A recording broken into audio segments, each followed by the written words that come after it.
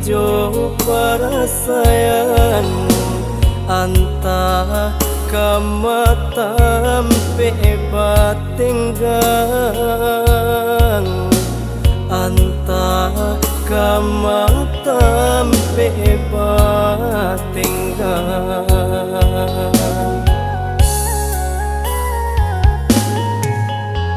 lah patahun denai dirantau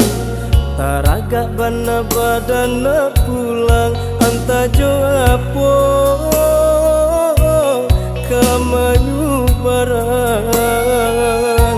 kini rayolah hampir tibo ayah jo mande menyuruh pulang di sinan jatuh si air mata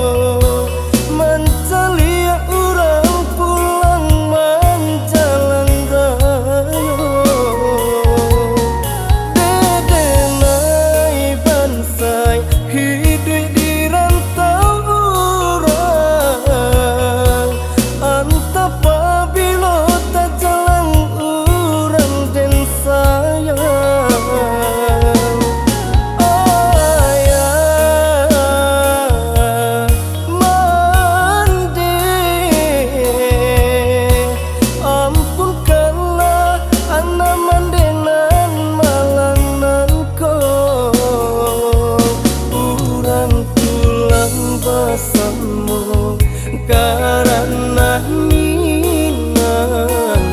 denai hingga di rantau jo para sayang kurang pulang bersama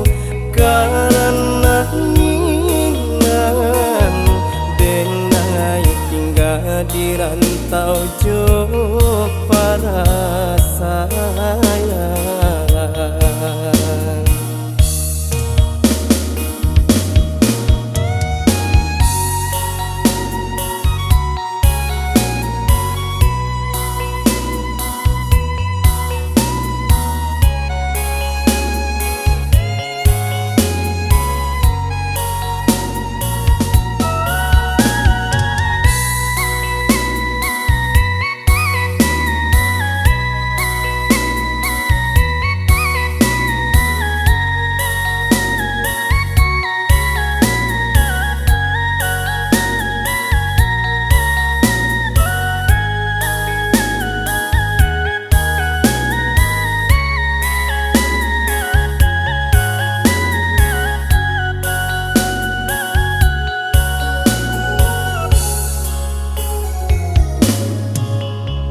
lah batahun denai dirantau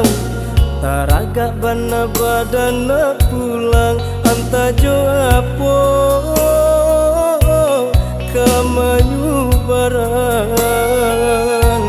kini rayolah hampir tibo ayah jo mande menyuruh pulang di sinan jatuh si air mata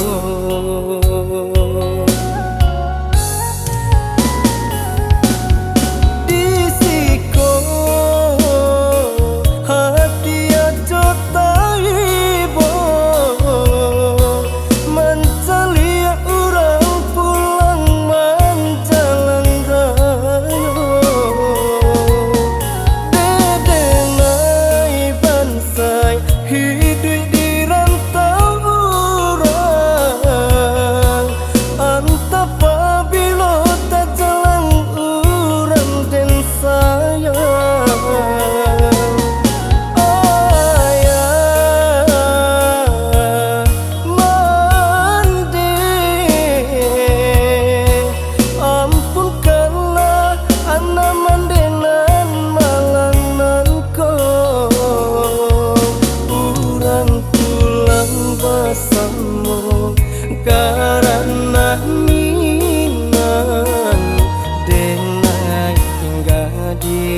rantau jo para sayang